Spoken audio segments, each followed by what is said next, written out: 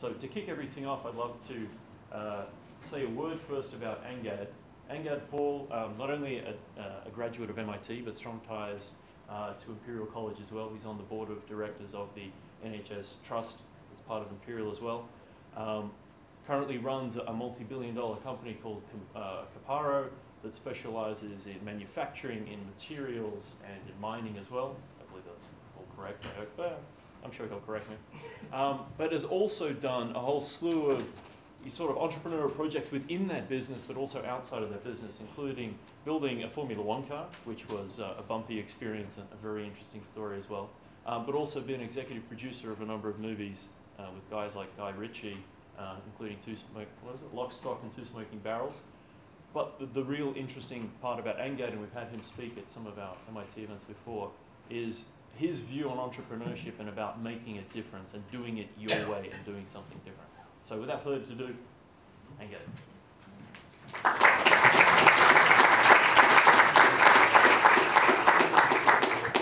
Okay, I might sit, is that right? Absolutely. Would you like a microphone? I don't think I need one in this room. Can everyone hear me all right? Can you hear from the backside? Yeah, you're right? Okay. Well, hi. It's good to be here. As George has already mentioned, my links with Imperial are very, very strong. We work with the materials department as well. But also coming from MIT, I think MIT guys like to think that Imperial's the only real university of any muster in Britain. So well done for all of you being here. I guess my main purpose, I don't come prepared for these things or with slides or presentations, etc., because the way in which I guess my life has gone is a sequence of opportunities and events that have shaped. If you are requesting a microphone, Okay, just attach it to your jacket Okay. or whatever, and it's on already. Okay, hold on. I'll just keep that there. Sorry. That's all right. There we go. Is that better? Is that any better? Too far, aren't I? Hold on a second. Okay. Where was I? Yeah, it's been a sequence of events and opportunities that present themselves, and I think that the central message that I wanted to sort of give in the context of when you're studying, when you're about to embark on a career, is to just keep your eyes open constantly. And as George has already mentioned, you've got to actually take the whole notion of, we live in a society where risk has become something that's considered to be a problem, and actually risk is really what makes great achievement happen. Everything is around mitigating risk, taking risk away, doing this, doing that. Risk has almost become a four-letter word in the world of business.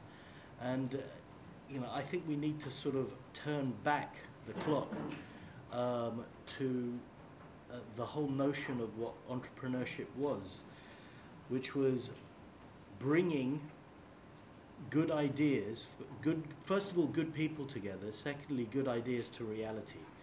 And that, by definition, involves risk.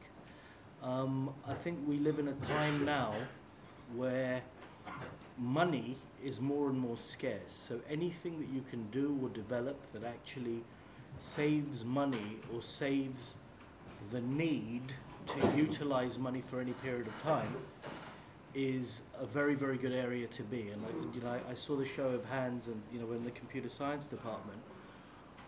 I believe that there is massive opportunity for any form of programming that actually leads to, first of all, the need through the chain, through the supply chain at every level, for reducing the working capital required.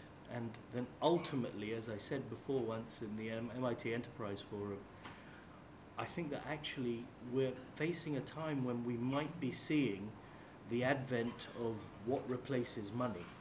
Money was something that was created effectively as a note essentially to wage war. Before, it was little bits of metal. you know, it's perfectly legitimate with what's happened in various banking crises through the 20th century and then what's happening now, that we could be looking at the next technological wave on what constitutes the tool of trade. When money became the actual goal, rather than being the energy or the tool to doing things, it made doing things not as good. So what I'd say is I'd encourage everyone to actually do things, and the money follows. And you kind of got to like the times that are tight. I mean, I was very fortunate to go into a family enterprise, so I had all the backing that you would think of. I've now been through 3 cycles of basically being this far from the company completely collapsing. So it's not like a silver spoon. We've worked through it, most notably in 2009. At the moment, I'm working. Most people that actually have heard of anything I do know me from general engineering and automotive. But I did 12 years ago co-found a technology and natural language processing technology company in natural language processing. Given what was being said before about London versus San Francisco, I hate to say it, I've just come back day before yesterday from San Francisco because we've just had to shift the hub of operations there in terms of the next stage. I don't like it. It doesn't, you know, it's not ideal. But to be honest, in the panel discussion, etc., you know, hopefully there'll be some questions, because I would like to, you know, I think it'll come full circle. I really do. I think that it's just a moment in time in the evolution. But I founded this company 12 years ago, and we've been mining it. We have 14 patents, 7 pending. It's called Open Amplify. You can pick up an API key and play with it, and send me your details, send me your observations. I'd love to see them. You can send it to me at angad.paul@caparo.com. It's very easy. But Open Amplify is essentially based on 40 years of linguistics research. I guess when we developed the technology, it was ahead of its time.